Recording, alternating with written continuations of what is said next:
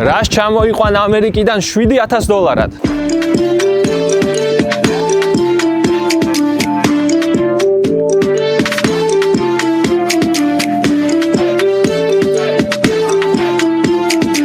ეს არის 2017 წლის Chevrolet Volt პრემიერ კომპლექტაციით. პრემიერი არის ყველაზე მაღალი კომპლექტაცია ამ მოდელებში.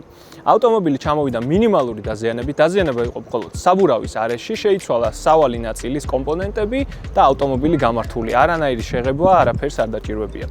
ავტომობილის ტექნიკურ მხარეზე ბევრს არ ვისაუბრებ, ის ძალიან გამძლე არის. ხოლო ელექტროენერგიით თქვენ შეგიძლიათ გაიაროთ ქალაქში 100 კილომეტრამდე, ხოლო შემდეგ უკვე ჰიბრიდზე დაახლოებით ქალაქში 6 litrს წვავს.